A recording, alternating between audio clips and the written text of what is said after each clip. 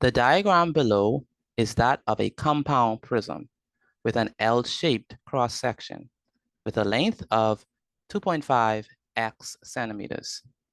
Write an expression in terms of x for the areas of the labeled parts of the cross-section. And so here we have to figure out what is the area of region A. And if we look at our diagram, we have region A here, okay? Now region A is definitely a rectangle, and we have to figure out what is the area of this rectangle. Now the area of a rectangle is going to be length times width. And so what we're going to do is notice we have the area of region A, and the area of region A is going to be this side multiplied by this side. So it's going to be x, right, multiplied by 2x, all right?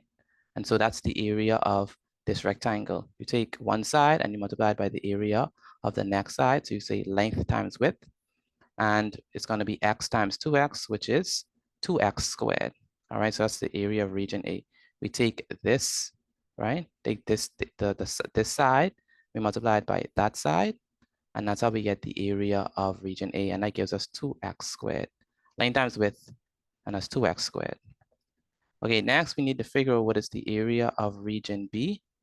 Now, so here we have region B right here, okay? And so what do we know? Well, we know that the length of this side right here is x centimeters, okay? Right, x centimeters. And how do we know that? We know that because this side, right, along with this side, they are the same, right?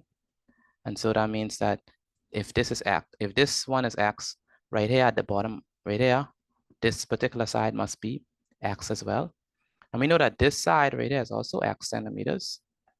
It's also x centimeters. And we know that this x centimeters because if this right here is x centimeters, then this side must also be x centimeters as well. And so what that means is that this is x centimeters and this is x centimeters. And so we could figure out what is the area of region B. Now, region B, this is going to be a square, right? So this is a square. We know it's a square because both sides are equal. So this side is x and this side is also x. And so once that's the case, once this side is x, that means that you know that this side is x. And once this side is x, you know that side is x. So all the sides are equal to x. So that means that all the sides are equal. So we're dealing with a square. And the area of a square is going to be length times width. So we take the length, which is x. We multiply it by the width, which is x as well. And that gives us x squared. And so that means that the area of region B is going to be x squared. Next, what we have to do is we have to figure out, it says write an expression, or it says write expressions, right? Write expressions, write expressions in terms of x for the areas of the labeled parts of the cross section. So we have to figure what is the area of region B, okay? To figure what is the area of region B. Now, region B, if we were to show you it, I'm sorry, the area of region C. So write an expression in terms of x for the areas of the labeled parts of the cross section, and we want to figure out the area of region C. So this right there is region C. Okay, this is region C. And we have to determine what is the area of that. This is a rectangle. And the area of this rectangle, region C, is going to be length times width. And so we have this side multiplied by that side, okay? X multiplied by 1.5x. And so that's how we can get the area of region C. So region C is going to be x multiplied by 1.5x, and x multiplied by 1.5x is 1.5x squared. So the area of region C is going to be equal to 1.5x squared. So we take this side and we multiply it by this side. So that's the area of region C. Next, we have to write a simplified expression in terms of x for the total area of the cross section. Now, the total area, this is not supposed to say total, this is not supposed to say total surface area. It's supposed to say total area. So let me move this. We're not supposed to have surface area, so let's move that. Just the total area, right? So the total area of the cross section is going to be what? So total area of the total area is equal to what? The area of region A, that's this. The area of region B, that's this, and the area of region C.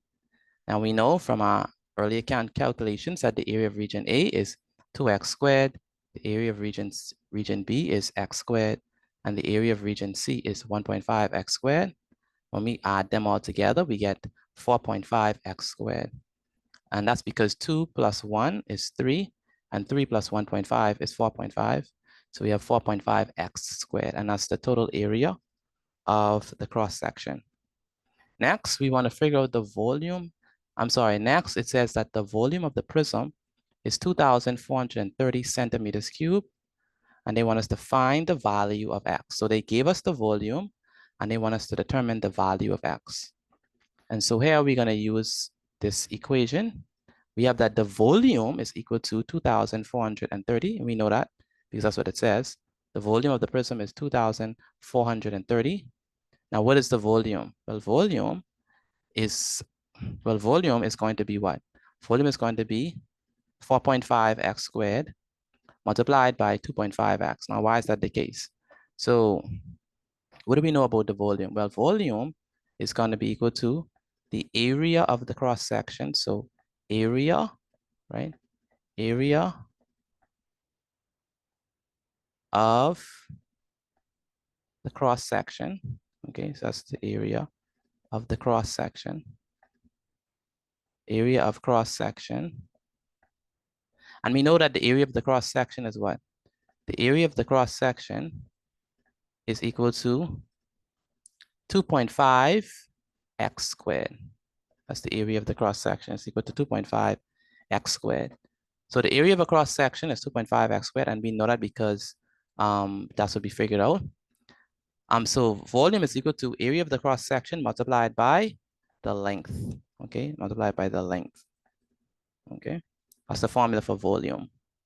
The formula for volume is going to be area of the cross section multiplied by length. And what's the length in this case? The length is 2.5x centimeters.